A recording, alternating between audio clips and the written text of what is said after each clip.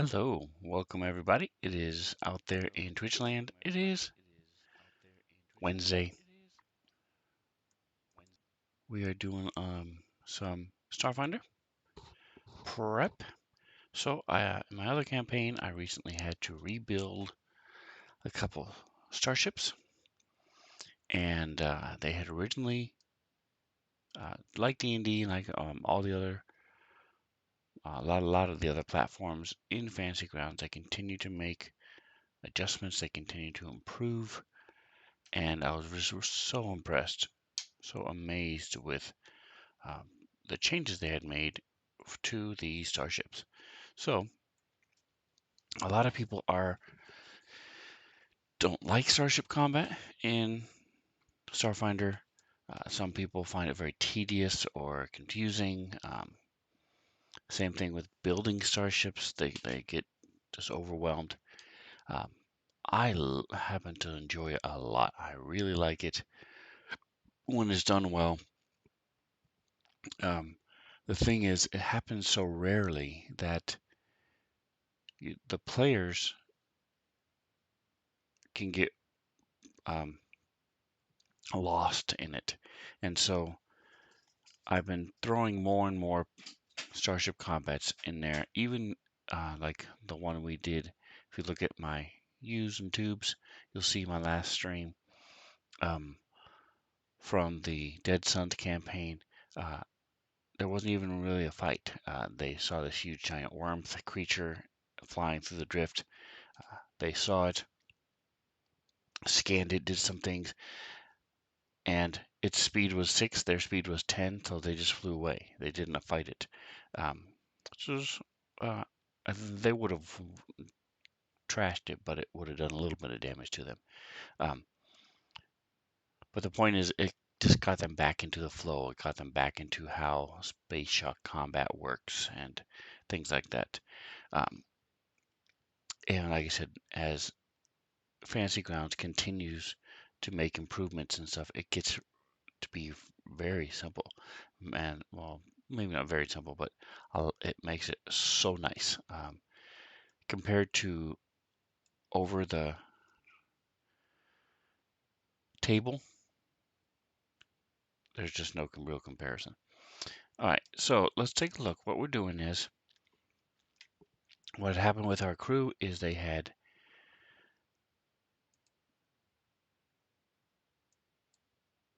I'm looking for my group photo. I don't know. I can't find where I put.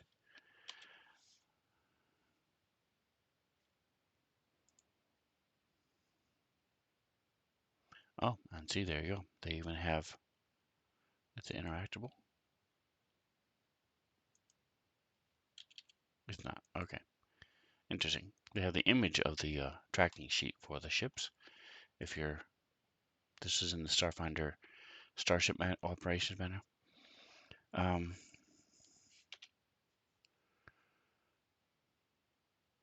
That's weird. Where is my group photo?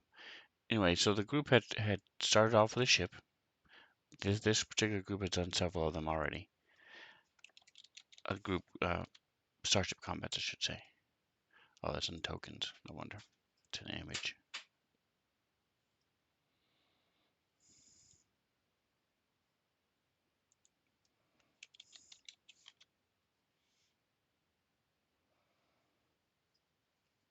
And they rescued a ship from this giant fire whale and then towed it back to a space station and then left. Well, in the meantime, the group they work for said, wait a minute, finders keepers, as per the scavenging rules of the Pact Worlds. That ship is rightfully ours. And so they ended up getting that particular ship back. So this ship right here is the old ship they had. So we need to make a new one. All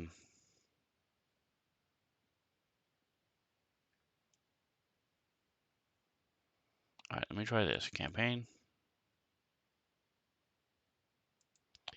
Okay, called MC7 Crew. That's why. Let me go to images and go to crew. There we go. All right, so here's our group photo.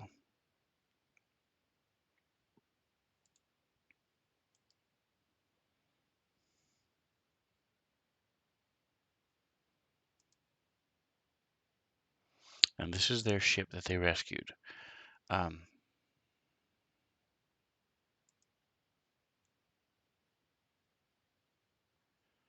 what I want to do is I want to see what ships. Trying to think of where it would be. Let me just look in the story. Let me see. I had the book here. I'm going to see if they actually have the stats of this particular ship in the book. Fire starters right here.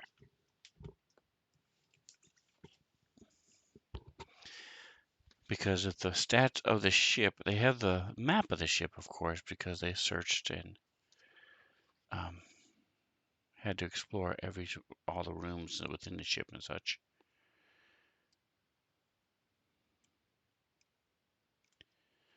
All right, so it's not back there. If it doesn't exist, it should, because let me see. It would be right here if it did, because it's called a Breath of Embers.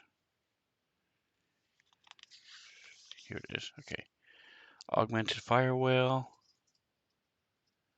Breath of Embers right here. It's a medium transport. Okay, so that was the biggest thing I wanted to find out is the basic.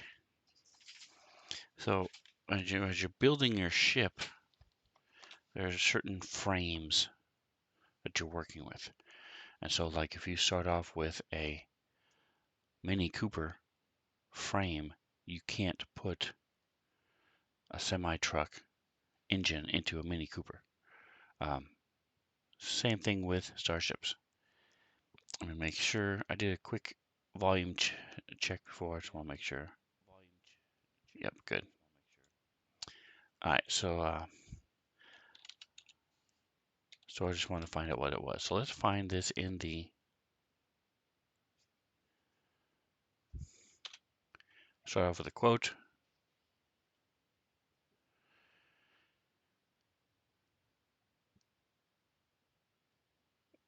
Let's go into story under campaign. And this is in the very first one of the very first one. So we're going to go to Dawn of Flame.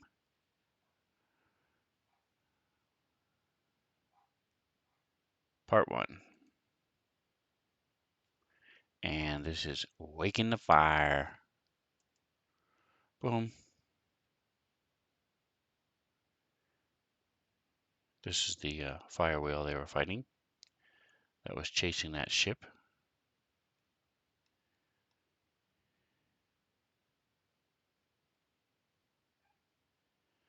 All right, there's the. Is this it? Nope.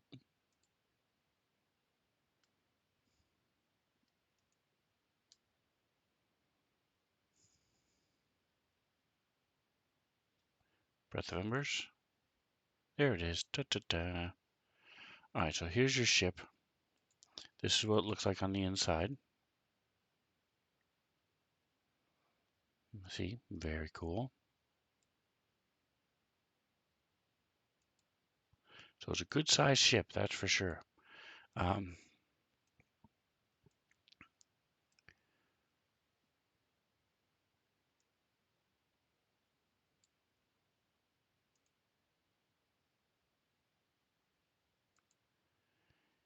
right, so let's build us a ship, shall we? Doesn't say much beyond medium transport. So make and model, and that's part of the mystery is because it's from the plane of fire. They didn't really know where it was from.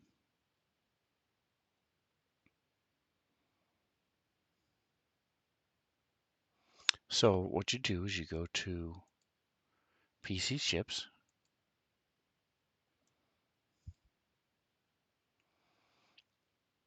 And you simply click the plus, add item, or you can right click on it and go down here to create item. Either one, they do the same thing.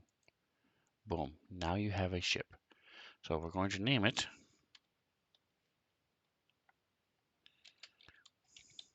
Midnight Core 7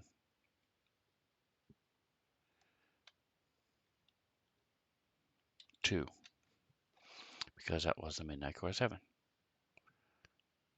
Alright, so we're going to keep this here just because we might need ship items. Typically you don't, and I'll show you why in just a moment.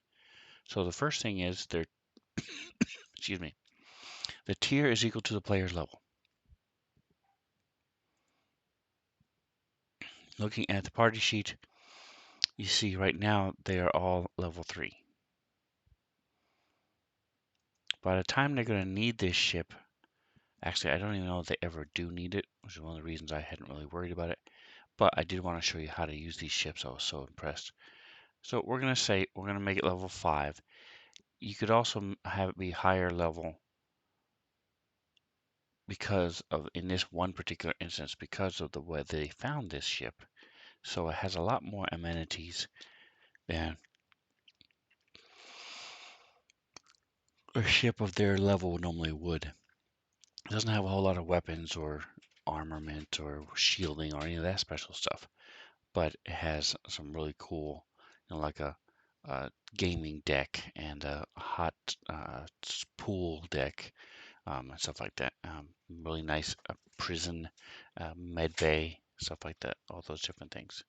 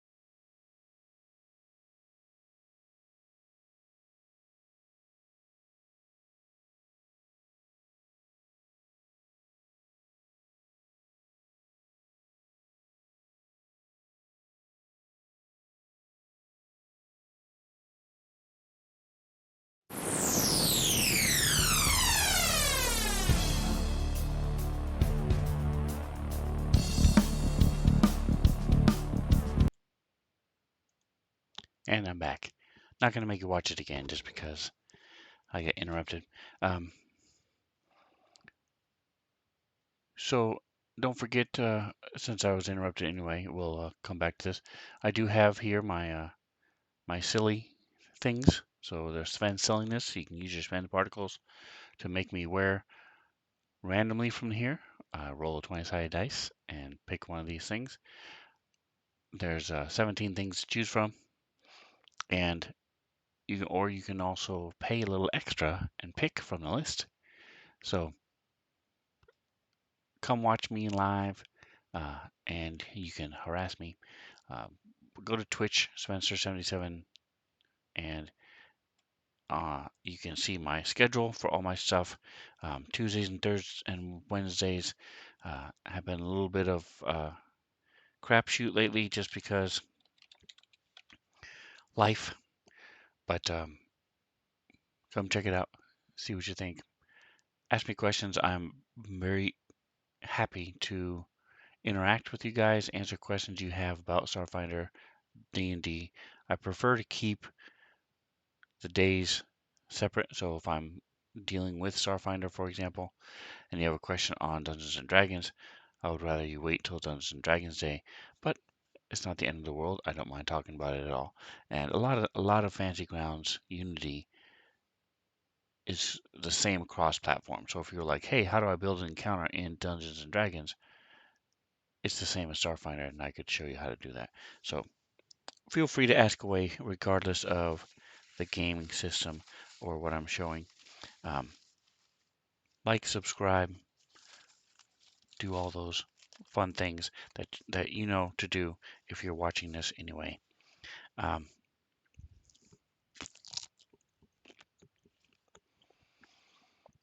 all right, so we're getting back to our ship.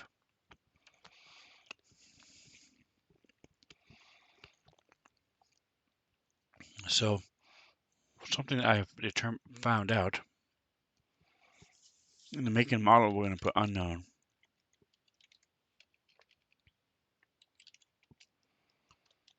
Fireplane.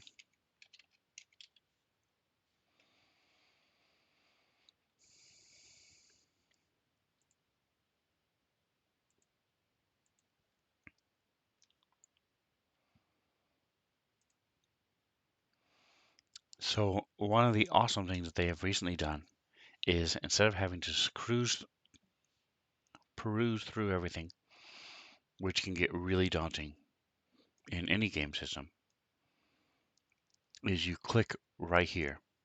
So you click underneath the frame, click it, and it pulls up only the Starship frames. You click armor, it pulls up armor. Click computer, you get the point. It makes it so much simpler than it was before.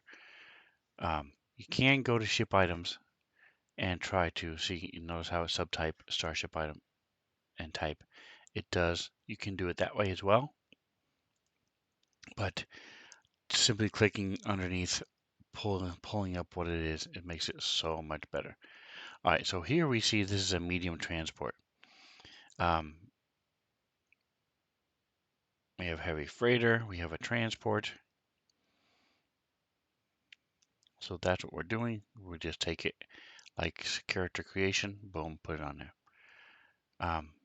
So that shows you, okay, Starship frame, small, added to Midnight Core 7. All right, so we do a shuttle. Oh, I grabbed the wrong one. So I'm going to grab transport. There we go. Okay. So the nuts and bolts of a ship are not that confusing.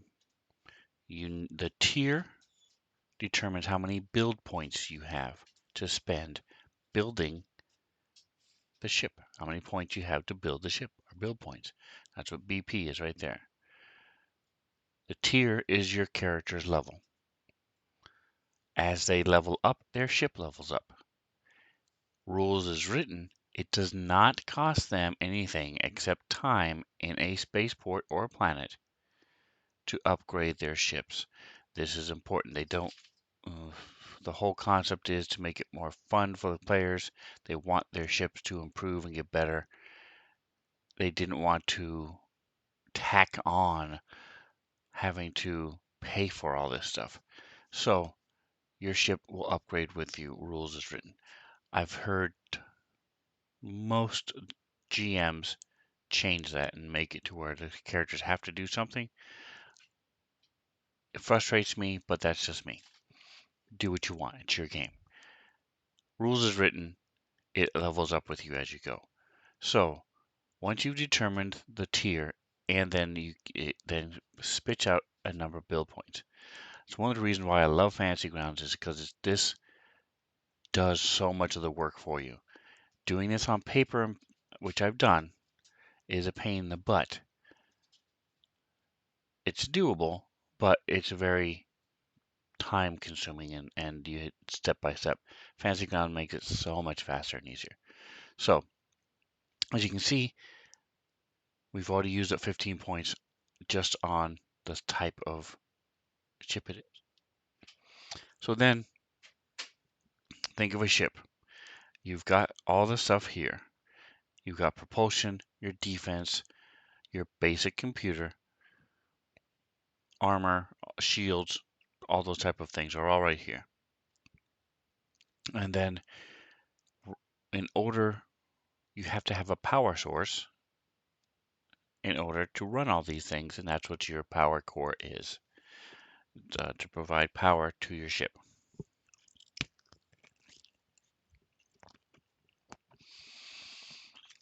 So I'm actually going to come back to that because I don't know how much of a power core they're going to need, how many um, units of power they're going to require. So now we have our ship. Let's just go down the list. Our thrusters.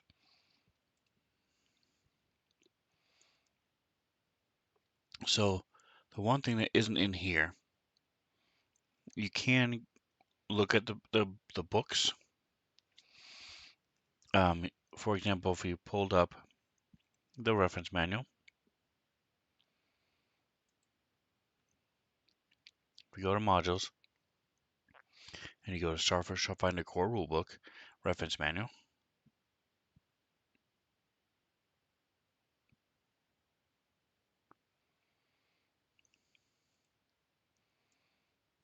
and then you go down here to, is it under vehicles? No, starships. All right, so under building starships, you could then go here to Power Core, and it breaks it down and tells you, okay, this is what that is. Thrusters, boom, it's where we are now. So this tells you your speed, piloting modifier, how much of units of power you have to have it, and how much it costs in your BPs. So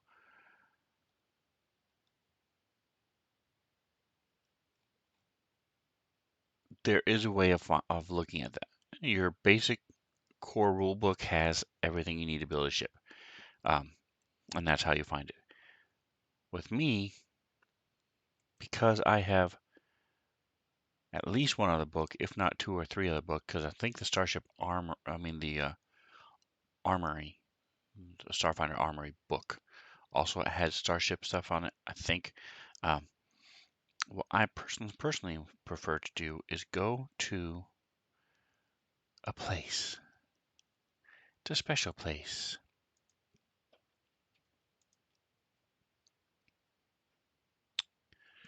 and I will show you this special place. It is called aonsrd.com, Archives of Nethys. AON, Archives of Nethys, SRD. For Starfinder, it is phenomenal because Starfinder has so many different books. Starfinder is getting close to, it's like Pathfinder and 3.5 where you have so many books to pull from. Feats from this book and class specialties from this book and certain spells from this book and items from this book. There's so much to pull from, so many options.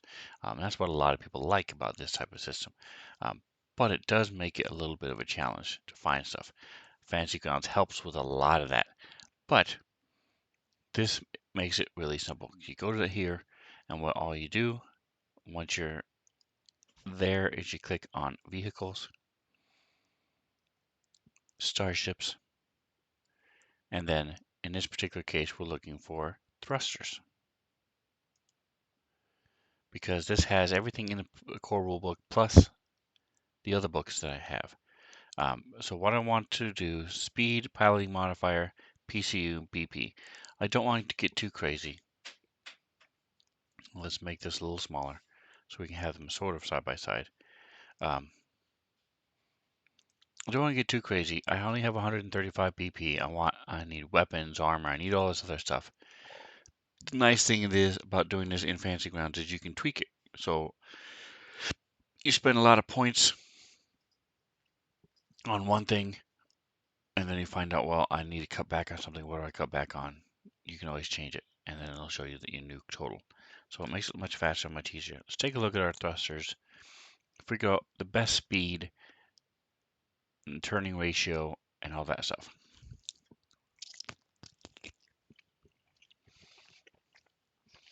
Compared to our cost.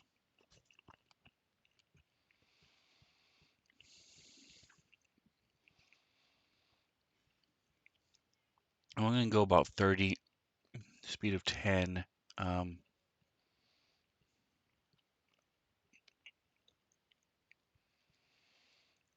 These are actually really good.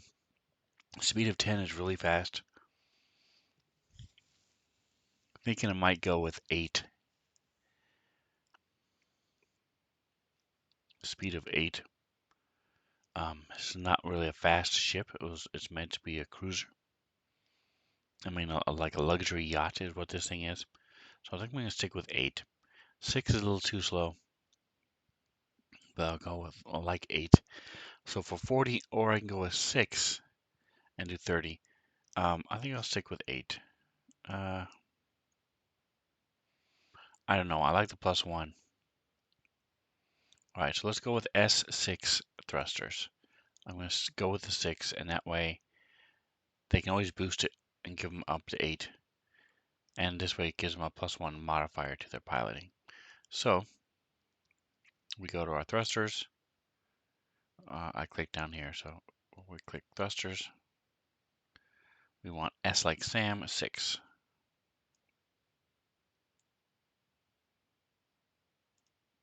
You just write just like your character sheet. Boom. There we go.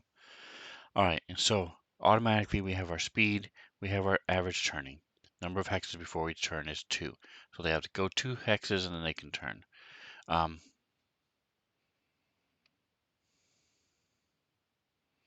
Drift engine. This thing does not have a drift engine right now. And honestly, I don't think they're going to need it. So I'm going to leave it without a drift engine.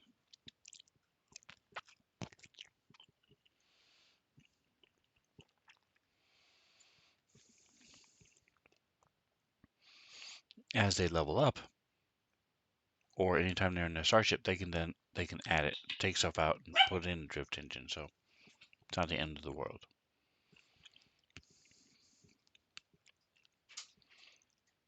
So they've come up with a lot of cool stuff here. You have armor, ablative armor, fortified hulls, reinforced bulkhead, shields, deflector shields. So basically the way it works with this, I'm going to jump down to the bottom, the shields. You have deflector shields and you have regular shields. Deflector with a regular shield is similar to like a Star Trek. You have a quadrant.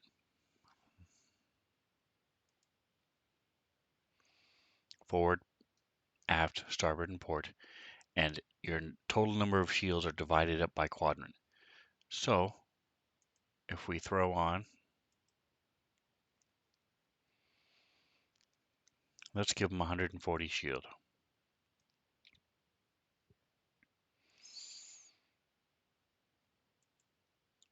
So you see you have 135, I mean, 100. You have 35 on each port, on each quadrant. As you take damage, say something does 20 points of damage to shoots a weapon and it does 20 points of damage. This would then go down to 15 on the port side. The other 3 would stay the same. Your engineers can then take 3 points from each of the other sides and boost it to where they're all 4 are the same again. Or they can take a bunch from one side and boost it back. There's also a way to heal the shield a little bit. So there's several different ways of dealing with the of working with the shields. But it's a finite number by quadrant. Your deflector shield is a little different in that the deflector shields are, here it is. I want to make sure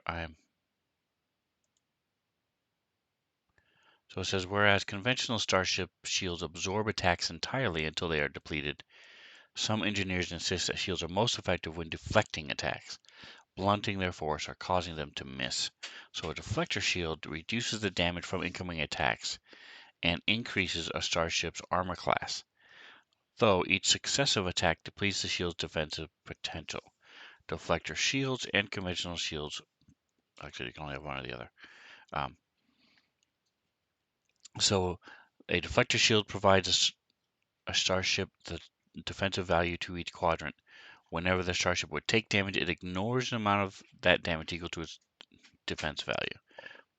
Again, so if he has a deflector shield of 15, he does 20 damage, he ignores the first 15 points of damage. They're also really good against melee attacks if they are rammed, and there are certain weapons called Ripper weapons that are like melee weapons, stuff like that.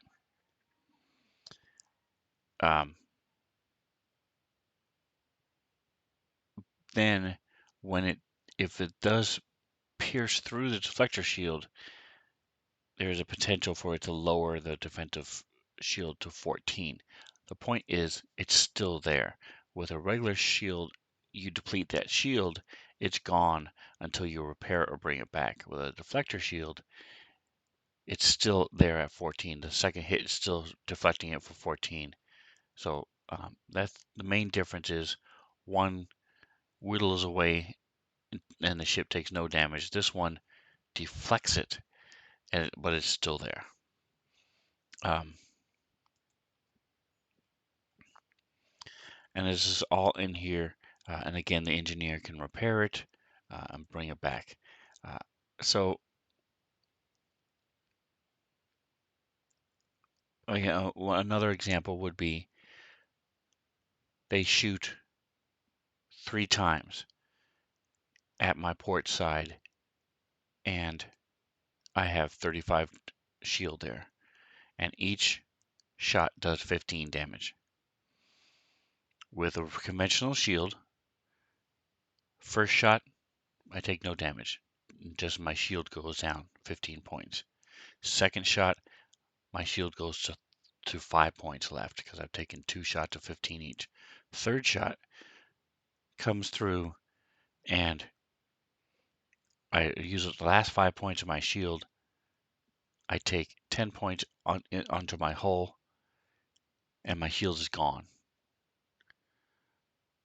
With the deflector shields, say if I had a deflective shield of 10 and I get shot 3 times, first time, if I had a deflector shield of 15, I would never take any damage because all 3 times it's deflected. If I had a deflector shield of say 10, 5 points would go through, but the second shot would still be deflected by 10, and the third shot would still be deflected by 10. So that's how that works. The deflective shields stay there. Traditional shields absorb all the damage until they're gone. Anyway, so we're going to keep giving them regular shield of 140. So now let's take a look at the hull.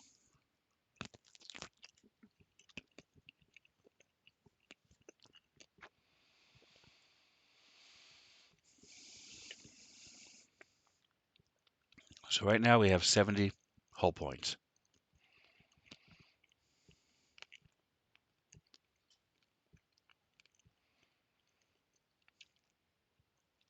So again, if I took that 10 damage, it would go down. Now,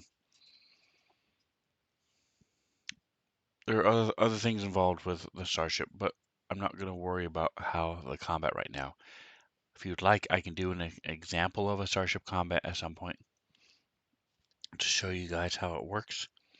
You can also see one on my YouTube channel. I have several Starship Combats that we've done.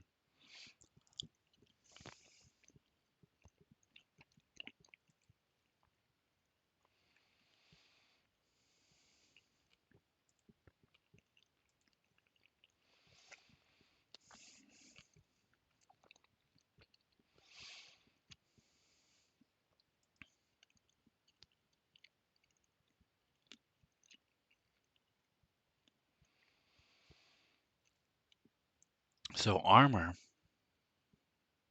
simply adds to your armor class, makes it harder to hit, period. It has nothing to do with your shields, has nothing to do with damage you take. It just simply makes you harder to hit. And you'll notice the build points are times the size category. Ours is medium. Medium, which is a category of 3. It's expensive, but I think it's going to be worth it. So let's go ahead and do armor class 6. So now we go back here to tactical. You see our armor class is 16, whereas before it was 10. I think I'm going to upgrade these. I don't like the fact that it has 2 hexes before you turn. But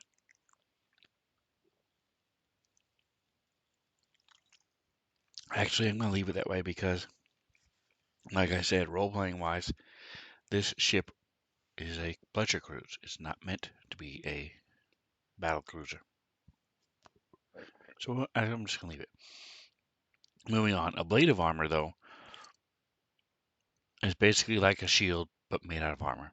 It takes enough damage, takes damage until you pierce through it. So I'm going to go ahead, give them a little bit. Let's see, 8. That's not bad. Basic armor, ablative armor of 8. Boom. So now you can see now we're up to half of our build points already. I know it's not half, but it's close. All right, so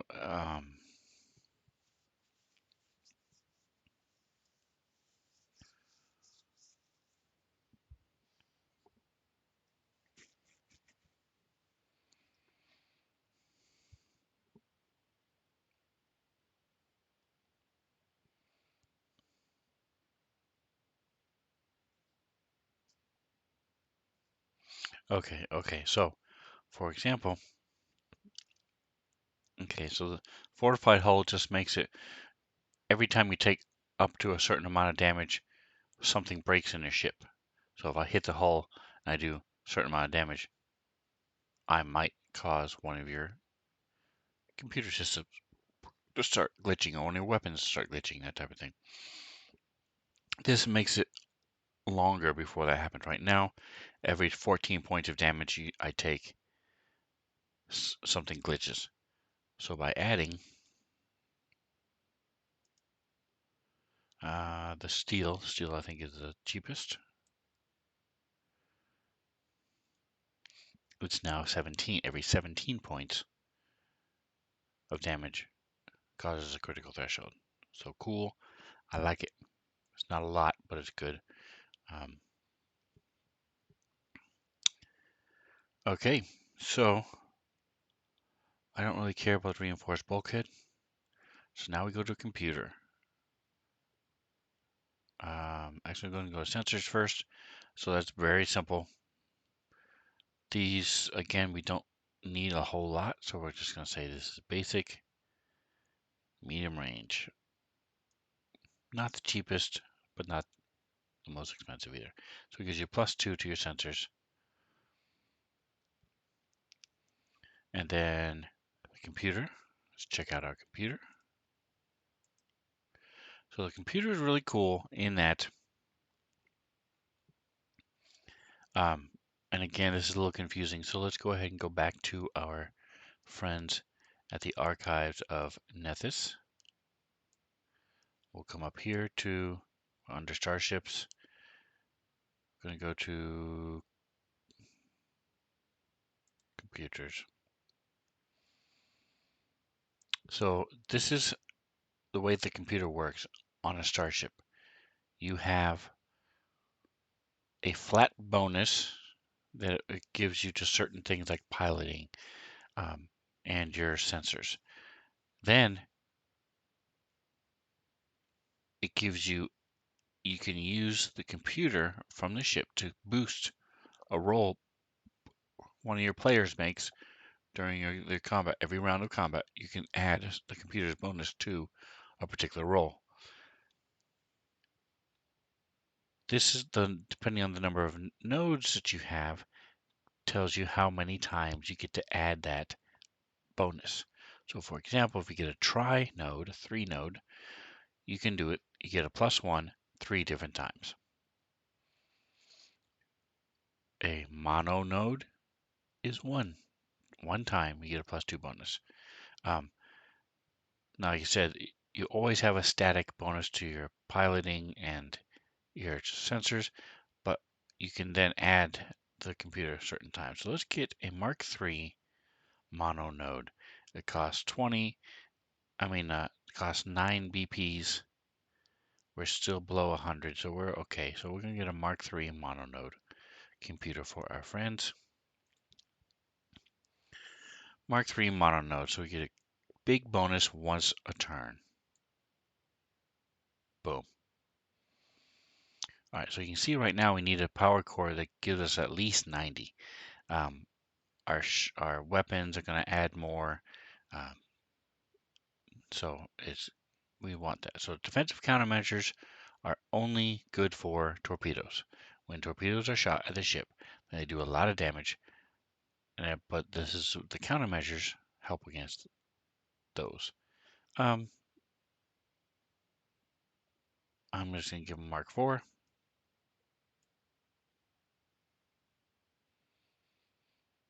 There we go. So let's go to our weapons, and then we'll be able to look at what we've got. So for weapons, so this thing has 2 turrets. Can I change the size of this window? No, doesn't look like I can. Interesting.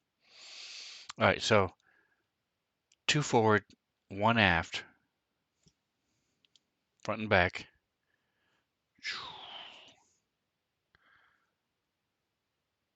So if we're going this way, but Atomic Hero Squad, hello, 11:43. Oh, good. I was only a minute. It's only been a minute since I saw you.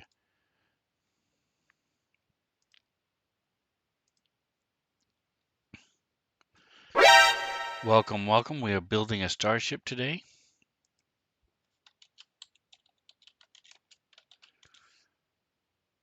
They have made even more changes to Fantasy Grounds, making it even easier. So, to build the starships. So I was saying we have 2 weapon turrets up front, 1 weapon turret in back. Weapon mounts up front, 1 weapon mount in back, and then 2 turrets that are 360. So if somebody comes in front of them, they can shoot at them with 4 weapons, the 2 turrets and the 2 forward-mounted weapons. Pretty cool. Downside is that's 5 weapons we need to find for them. But again, that's not a big deal. Again, you just click on it and boom, all your weapons show up. It's so awesome how they have it set up. But this is alphabetical order. Doesn't give you a whole lot of details. Let's go to our friends at. So this website I'm using is the Archives of Nethys, AON, Archives of Nethys, SRD.com. Great stuff, great stuff. So we go to weapons, boom. and it has it nicely set up for you by damage and range and type. So I think right now what we're going to do is we're going to set them up in cost for a BP. So now they're ordered and how much they cost. We need 5 of them, so we don't want to get too crazy. So I think what I'm going to do is do a broad arc gyro laser for one of the weapons in front. Broad arc means you can typically, if you look here, you can fire. If you have a forward-facing weapon, you can shoot forward. Makes sense. Broad arc though means you can shoot from the port, forward, or starboard, one on either side of where it's located. So that will give us a little bit more flexibility with the gyro laser. So type gyro.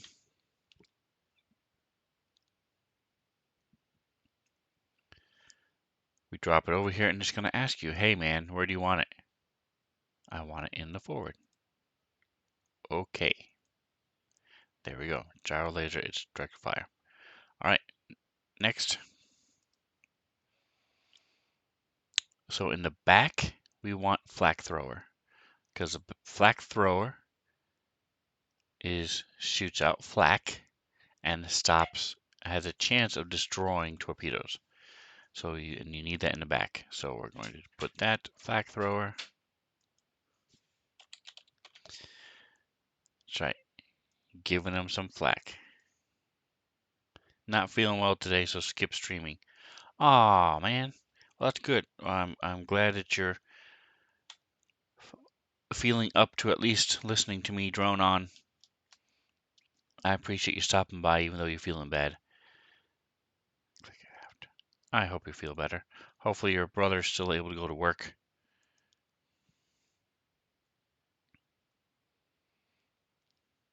And hope you feel better by Friday, because that's how I start my work week. With a little bit of a atomic love. That sounded better in my head than it did when I actually said it, but you get my point. All right, so we've got a flak thrower in the back, wide shooter in the front. Because I think it's so cool, I'm going to get a teleportation weapon. What this does, teleportation beam. So let's see. Can I use? All right, so you'll notice that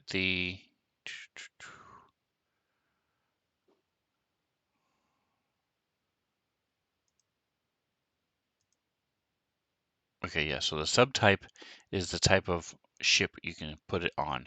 So I cannot put a heavy teleportation beam because it's not a heavy ship. It's a medium ship. So that's fine. We'll put a light teleportation beam on it. We're going to put that in the turret.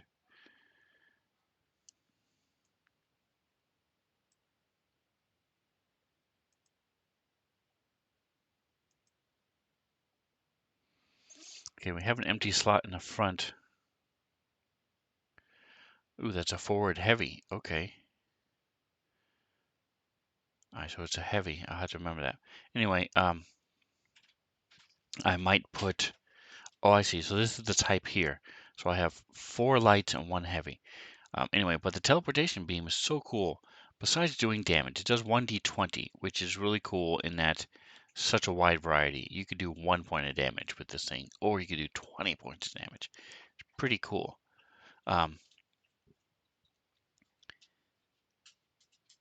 But after you hit the target, your gunner then chooses whether to deal damage and how to teleport the targeted ship.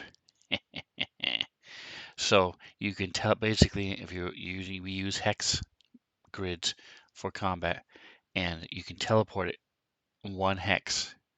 Or if you are within 5 hexes of it, you can swap places with that ship. So I think it's really cool. Lots of fun. Is it a game changer? Is it gonna really make a huge difference? No, but it's gonna screw with their heads. A teleportation beam. I like it a lot. All right, so getting back to our weapons. So now we need one other turret, and we just want something that does a lot of damage. Um, so we're coming down here. We've still got. Let's go back to our main. We've used 113. We still need a powerful power core. So we're getting pretty low on our points here. We may have to lower some of these things over here because we're using up our points. So atomic, as I was mentioning before, you start with a ship. Um, the tier of the ship is what you start with. That's your character level. That determines how many build points you have to build your ship with. And then it's just a matter of using up those build points. Starfinder rules is written. It's free to the characters. They don't have to pay for it. It's just a matter of time. Um, and even that is almost hand waved. Uh, it usually takes like a day to upgrade as long as they're on a planet where, or a base where they can get their ship upgraded. It, it just upgrades with them as they level up. Um, and like I said, you just click on the thing underneath it. So if I want drift engine, I click here where it says drift engine, and it pulls up all my drift engines uh, that I get to pick from. So it makes it really simple, really easy. It's great to use. All right. So now we have two more weapons to pick from. Let's pick a light weapon in our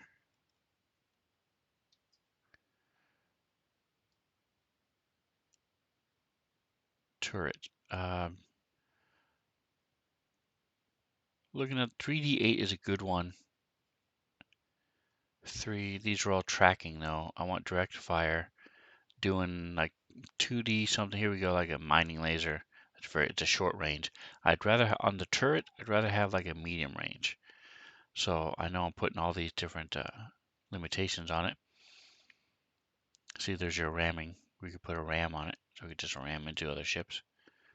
Micro missile battery. That's pretty cool.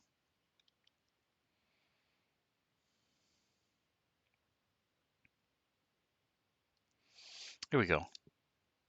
Oh, there. It's restricted to the Imperial fleet, so I can't use that one.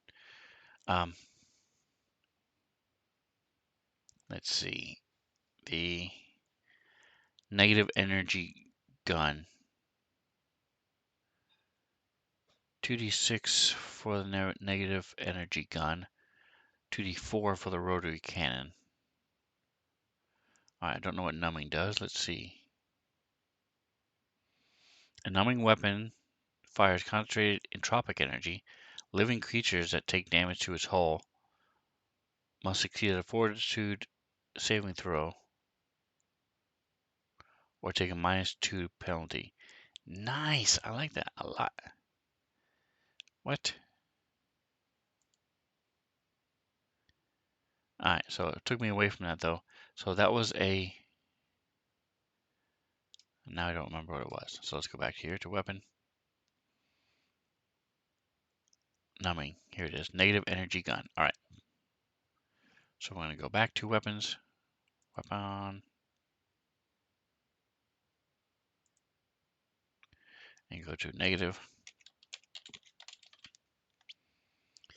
What?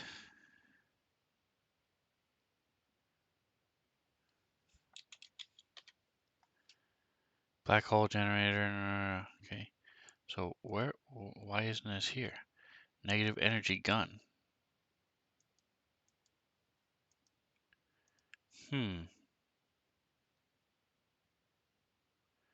Is there a book I don't have? That seems odd. Let me go. Yeah, no, I'm here. I'm in Starship Weapons.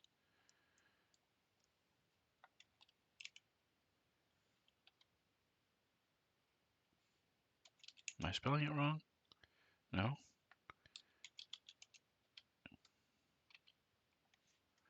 me go alphabetical. C H I J K L M N.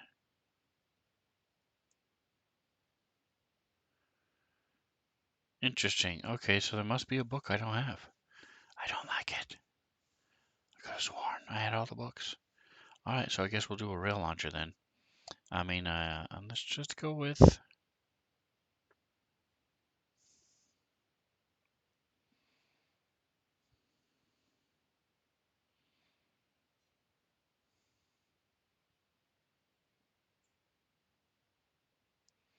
Alright, so I'm looking here for a good balance between damage, range, all those type of things.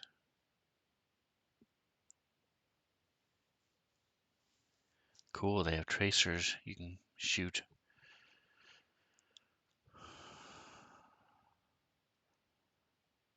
Alright, let's check out the rail launcher. I remember there being something about it that I didn't like, so let's see what it says. A rail launcher.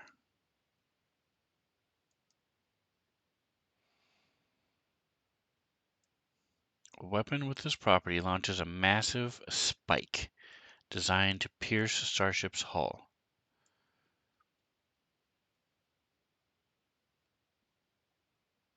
Exceptional amounts of energy and ammunition lacks any homing. As a result, a rail weapon can be fired only with the shoot and precise targeting gunner actions.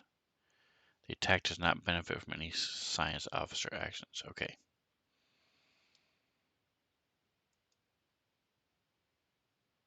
Let's open this up. Costs 10 BPs.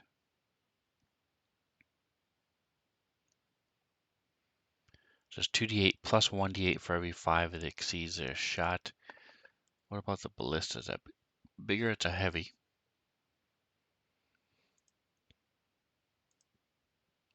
And a launcher is 10 to medium. So what's the difference between that and a rail gun? Oh, it's a heavy. Okay. So it's 84 though. That's awesome. Costs 15 BP though. That would be great though. 84. That's great. See, 4 times 8 is 36. No, 4 times 8 is 32. 32 damage. Minimum of 8 damage. I like that a lot. I'm going to go ahead and give them the railgun because it's heavy. There's only one place to put it in the forward thing. So if somebody gets in front of them, then they're pretty messed up. Alright, and the last thing is the turret. I think I'm just going to stick like a laser in there. How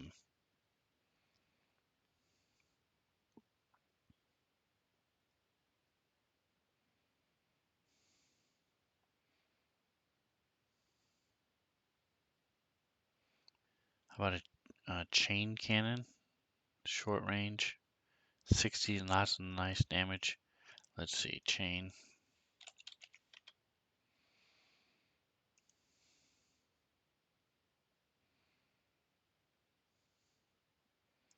Special property, Reba. So let's see, these do firing a blast of metal shards. A weapon with this special property deals terrific damage to a ship's hull. Half all damage dealt by weapons to shields. Okay. They're always short range. Okay, good. So once it gets to the shields, they've been pull out this ripper. I like it. Chain cannon. And that will go into our turret. Click. Alright, so we have exceeded the BPs. And we haven't even gotten to the crew quarters and stuff yet. So let's go ahead and reduce some of these things, shall we? Starship Armor. We're a Mark 6. We'll make it Mark 4. Whoa, that was a huge difference. Alright, so let's go back to Mark 5. Good, good, good. And then we'll bring our shields down to 120. Well, we'll make it an even 100.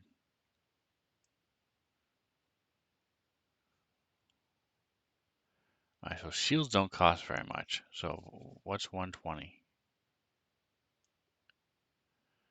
We go from 29 to 31, so it's a difference of 2. Okay, so we'll bring these down to 100. Oops, shields of 10. No, 100, please. That's funny. Okay, and then we're going to make our computer a Mark II instead of a Mark III. Mark II mononode. There we go. All right, so that brings us down to 124.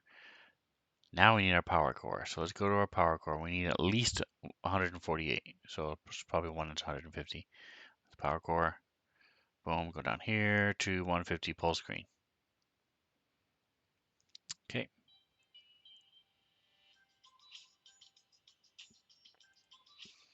Give me just a second, folks.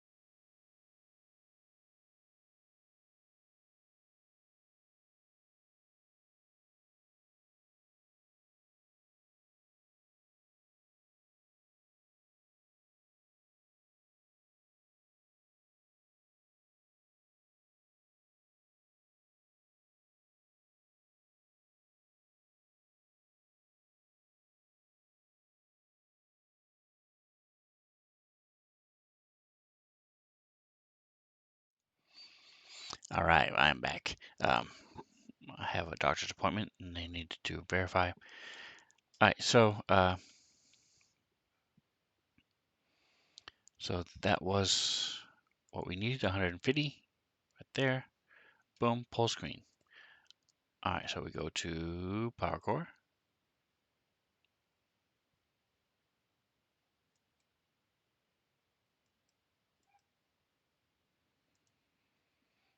That's weird. It's one thing. It's not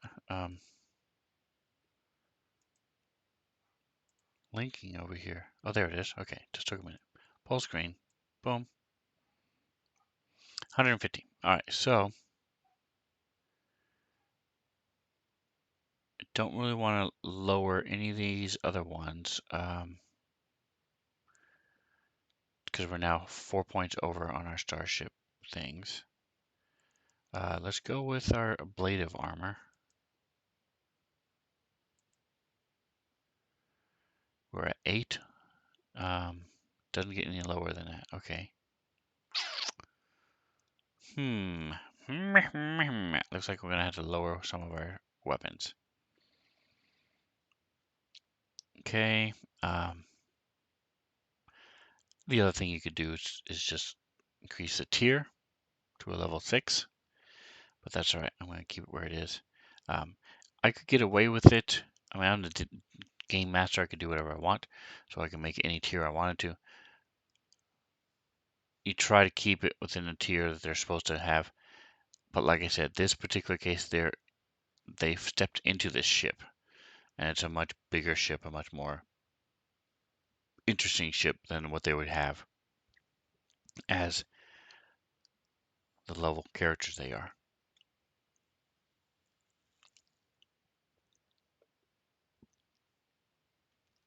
So I could just hand wave it and say 139 is close enough. Or I could just say, yes, it's a tier 6 ship. Instead, let's go ahead and try to fix one of these. Let's see, light, flak, gyro, rail. These are all really good though. I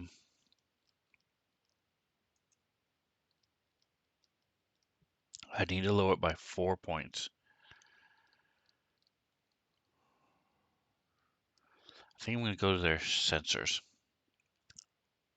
and see what would a budget medium range cost. That brings it down by 2. What does cut rate do?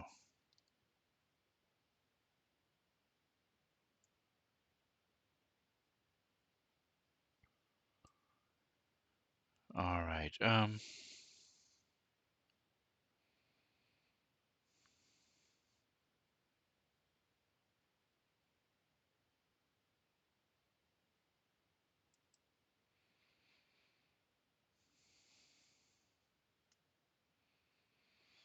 We're getting close. We're down only 2-point difference. I don't want to really lower the shields anymore.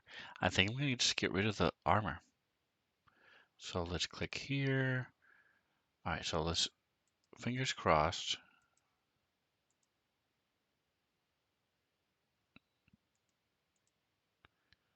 All right, can I remove it?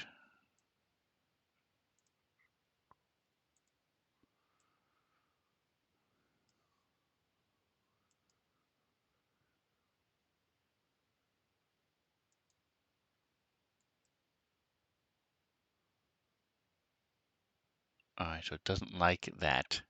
Okay. Could get rid of one of the weapons.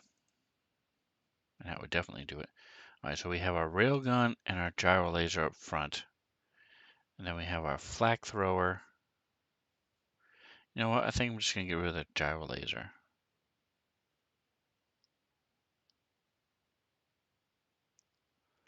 The other thing to keep in mind is you have to have one gunner per weapon. Having 5 weapons is nice, but unless you have 5 people who can shoot them, it doesn't really matter. So let's see if I can right click on this, clear weapon slot. There we go. All right, so it gives me back. There we go. So I'm 1 under on my BPs. I like that. There we go. There we go. So let's go back to our sensors and see if we can get back our basic medium range. Nope, it's just 1 too many. All right. Budget medium range. What about budget long range? Nope. Budget medium range. Okay. So that is how we build your ship. So real quick, if you want to, can you do an unarmed strike if they are a giant mushrooms? Asking for a friend. Yes, you can ram your ships.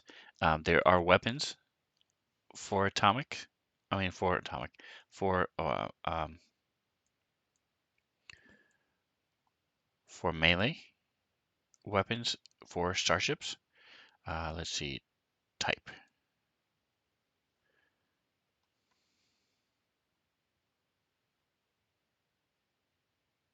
Melee, see? So there's hacksaw arms, a tether, a light blade hull. So there, you can absolutely go right, slam into those ships. You can also build ships that are unmanned. So they're like drones, and they'll just go and ram into them, slam and fill them with explosives, ram into the ship, pierce the hull, and then explode, whoosh, doing more damage and stuff. So pretty much everything you can think of, you can now do in Starfinder, and Fancy Mouse makes it so much simpler, so much easier. Do a little shout out to Mr. Drake. Welcome, welcome. If you're into live play D&D, Drake Takes is your man. Go check him out. I'm a player on several of his games as well, so check out his stuff. You can see his schedule on his Twitch, and he also has a YouTube channel. He's like 96 followers. He's very close to getting that special URL.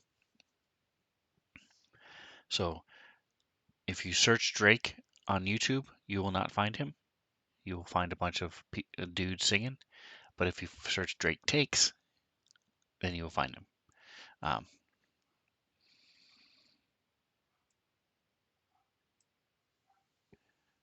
So how, real quick, I'll just show you a couple things since I need to do this anyway for them. You go to the party sheet. As a DM, you then go to ships. So this is the Midnight Core 7, the original ship that was theirs. I'm now removing that because they don't have it anymore, deleting the item. So you right click on it and it says delete item and then you confirm it. So now I go to PC ships and I go to Midnight Core 7.2. So here's their ship. They don't have a token. Let me give them a token. Ew. I don't know if I even have a token for Midnight Core 7. I'll have to check it out. Anyway, we'll worry about that in a second. Drake says I'm almost as good of a DM as Drake is a singer.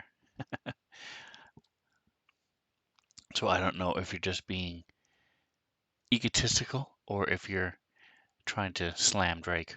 Maybe a little bit of both.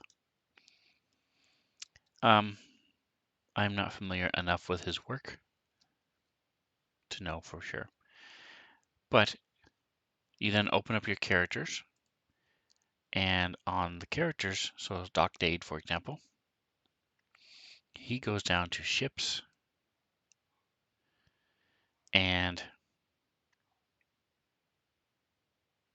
you go into is it the combat tracker you drag him from? Yeah, the combat tracker. So you open up the combat tracker. All right, so we're still in DM mode. The combat tracker, you then take your Doc and you drag him over here from the piezo symbol, not from this token, because you're not dragging his token. We've got Orindor, and we have Loki, and we have Twitch. So these are in up here on the party sheet. You then go down to ships and you add these people to that ship. So now when you open up their character sheet, you see Midnight Core. They just didn't have enough to put the rest of it. And then he picks what he wants to be. So he's probably going to be the science officer or the captain. So we'll stick him as science officer. So now it shows up here, so he can't just randomly change himself every 5 minutes without everybody noticing him. But then you click actions. So now everything that a science officer can do is right here, and including the DC, how hard it is to do that thing. And if you don't, so say he wants to target. Well, what is target? You just hover right over the thing and it says you can use your starship sensors to target a specific system on an enemy starship. This action requires your starship to have sensors. Critical hits on a natural 19 or 20 now. And then all he does is he clicks and it rolls. It adds everything, and he got a 22, so he succeeded because he needed to have versus a DC 12.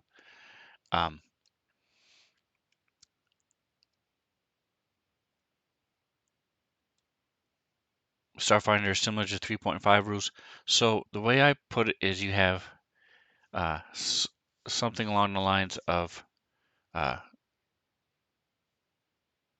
mind blank. That game you guys play, Savage Worlds. Savage Worlds is here. A little bit higher complexity is D&D 5e. Pathfinder 3.5 is way over here.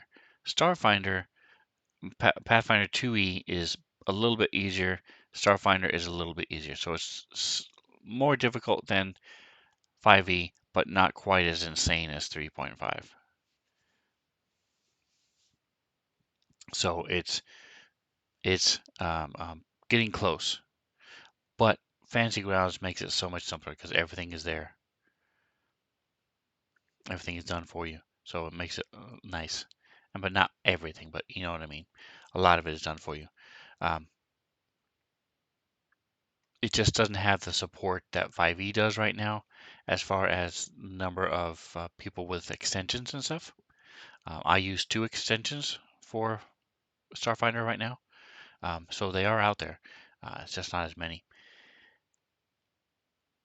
So this is how it works. If he wants to fire a weapon, he picks the weapon he wants to shoot, and then he picks where he's shooting on the enemy ship. So if he's shooting the port side, he would go here to port side, and then he picks what is he going to do. Is he going to, and in this case it would be a snapshot, because a science officer normally can't shoot weapons, but anybody can shoot. You get a -2 penalty to your gunnery check um, if he hasn't done anything else. So it's basically like an extra action because nobody else has shot. So he rolls, boom,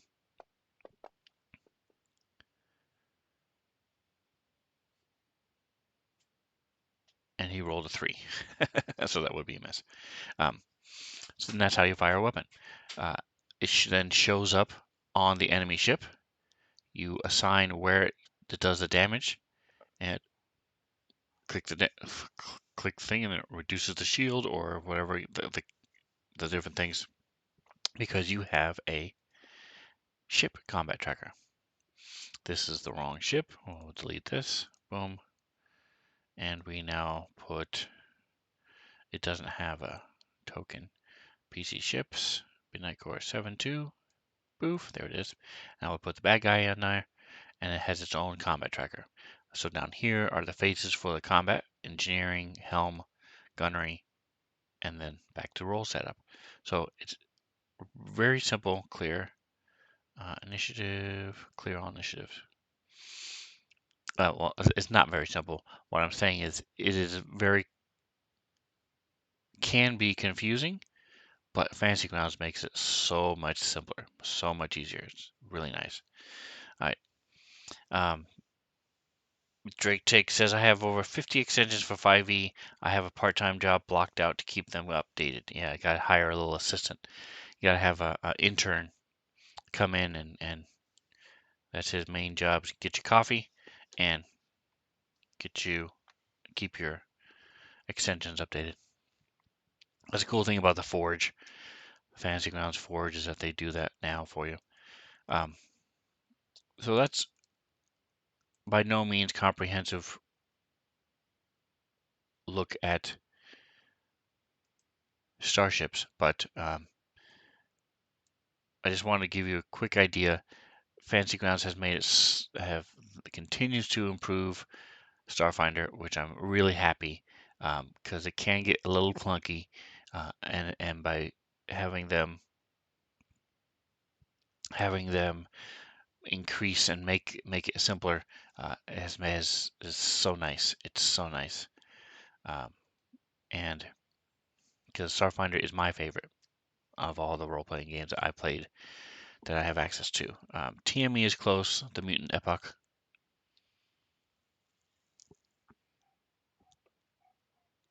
But it's not set up for Fantasy Ground yet. But I love me some Starfinder. And by the way, so if he switched over to, say, the engineer, then you click on actions and it shows you all the engineer things. If you click on gunner, shows you all the things you can do as a gunner. You'll notice his bonuses are much, much lower than they were on these other ones, because as a biohacker, he's really good with um, sciencey things, not so good at shooting things. But he has more options as a gunner to shoot weapons and such. So, and the same is true with the other members of the crew. And where is Will Robinson? Why isn't he on here? How did I forget him? Oh, that's right. He wasn't there the last session we had.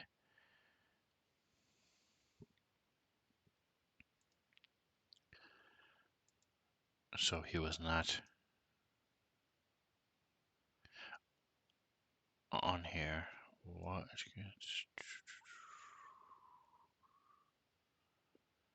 Then we drop him over here. I'm on the main page. Alright, I guess I'm going to have to open his butt up.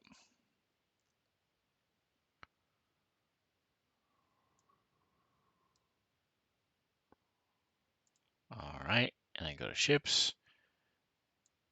And I go there from the piezo symbol. All right, so last thing I want to do, I do want to give him the token. So let's go to our assets.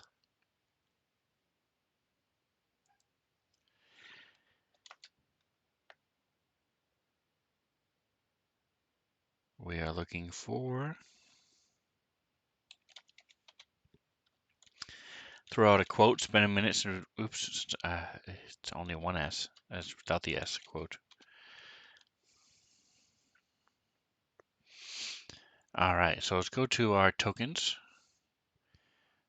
This should be Dead Suns Part 1, should have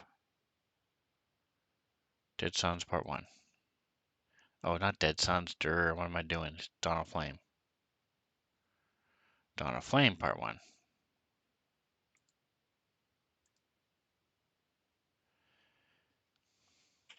I still haven't figured out that you don't have to double click, it's a single click.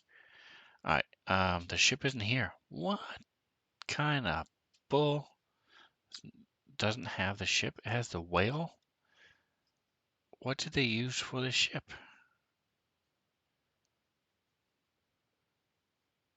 They've got this ship here.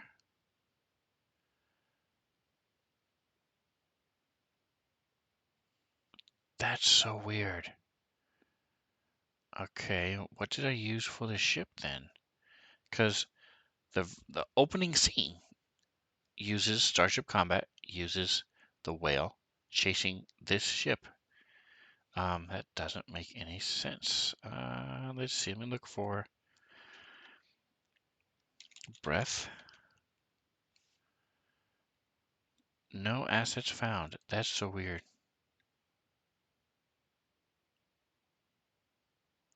Yeah, now I had to back up a bit every time I double click. Yep, yep. I'm just click, click, click, click, click, click. Like what?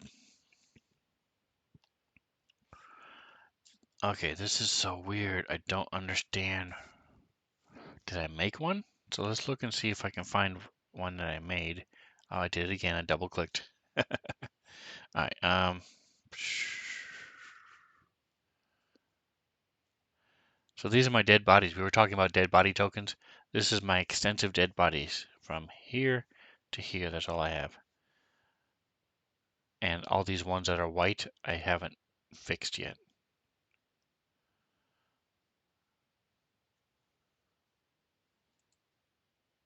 Matt Curie said he had some for me, but it slipped his mind. I think I have like 2. Yeah, I use a lot of dead bodies. So, some, like when we have a fight, sometimes I'll throw them on there. I do have a dead pile of 2 people, 3 people rather. I have a nice little kobold, so he's cool, and I have a headless. These 2 that are headless is they're the same one actually, where the head's leaning off to the side a little bit.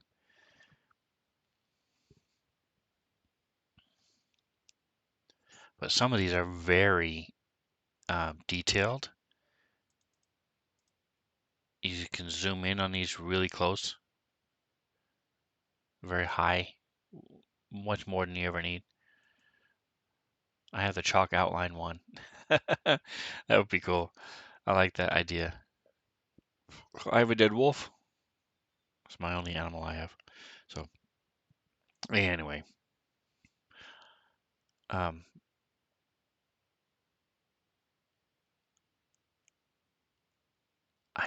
it just blows my mind that let me go to all and go to breath. I just don't know what I used for. Okay, so here's the 2 ships there. Boom, boom, boom.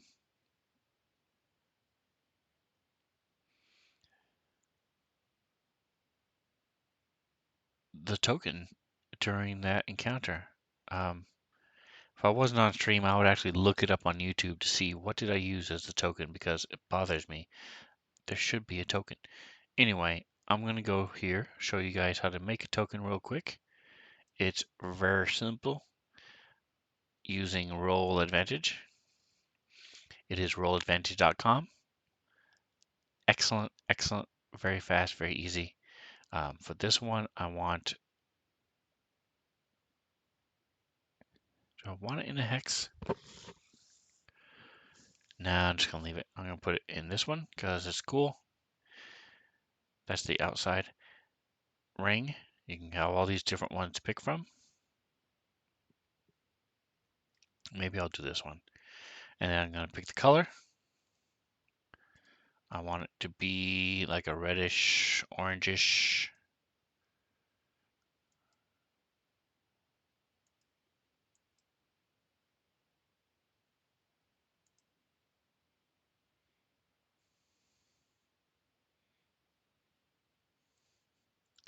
And then open up the image that you're picking from, that you're making your token from. In this particular case, let's see. Campaigns. This is Fan Zone.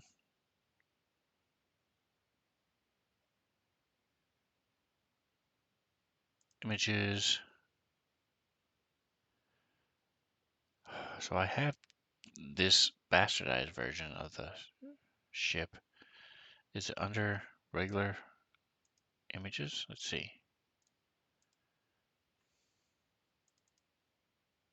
Yes, it is. Okay, boom.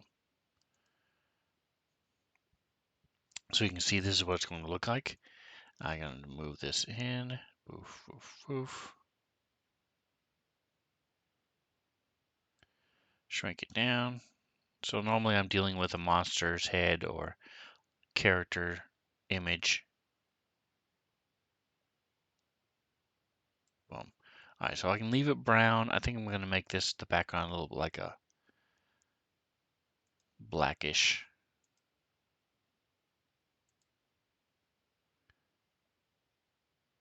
There we go. That's not too obnoxious. I could also stretch it.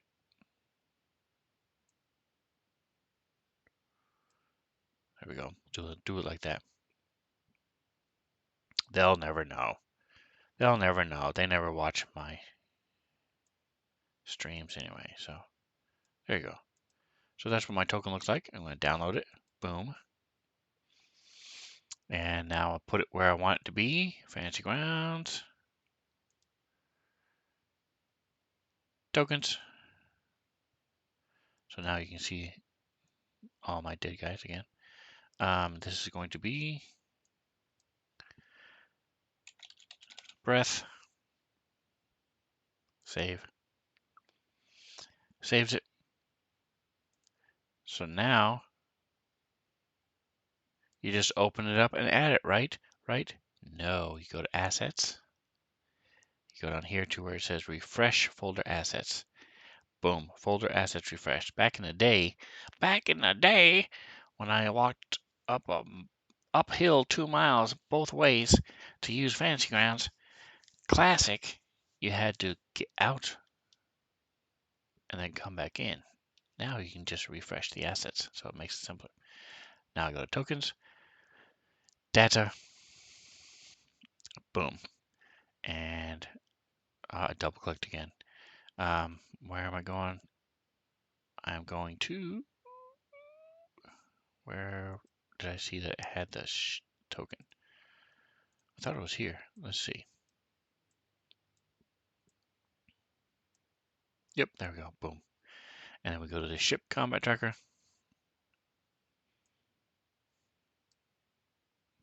It would help if I put the right one. There you go. Boom. Awesome. So there we go. Our ship is done. Our ship is ready. I don't think our crew will actually use this. I don't think they're actually going to use the ship, but I did want to show you guys how easy it is in Fantasy Grounds to use and build a ship and use it. So that is quick, down and dirty on ships. Very simple, very well made. Both Starfinder, because you have so many different options, so much cool stuff you can do now, especially because I have the Starship Operations Manual where they have those special hulls and different things that you can do with those. But even just the basic core rules are so well made and so well done. And Fantasy Grounds makes it very simple. So that is going to do it for my stream for today. Got to get back to doing some D&D prep for my game tonight. And then I'll be heading to my friend Rob Tuies. You guys know him. He's on vacation right now. To play some board games IRL. And then tonight at 7 o'clock, come back, watch us mess around and have some fun with D&D. Tomorrow, 7:30. So at 6:45, there's another group messing around in D&D. My son, my brother, and sometimes my daughter. So that's always a hoot. They're quite the group that is. Most of my quotes that I have, the vast majority of them come from that one weekly session we have. So come check it out. You can see all my schedule down below. If you're watching this on YouTube, first of all, thank you. I do really appreciate it. Hope you learned something. If you have questions, put them in the comments. I'll be glad to address them. I answer every comment I ever get on YouTube. So thanks again for hanging out with me, Drake and Atomic Hero Squad. It's a great way to start your morning. Check him out in the mornings, Monday through Friday. If you're feeling sick, I hope you get better. Look forward to hanging out with you on Friday. And don't forget to like and subscribe. Email the link to your grandkids, and whatever else you do, enjoy the rest of your day.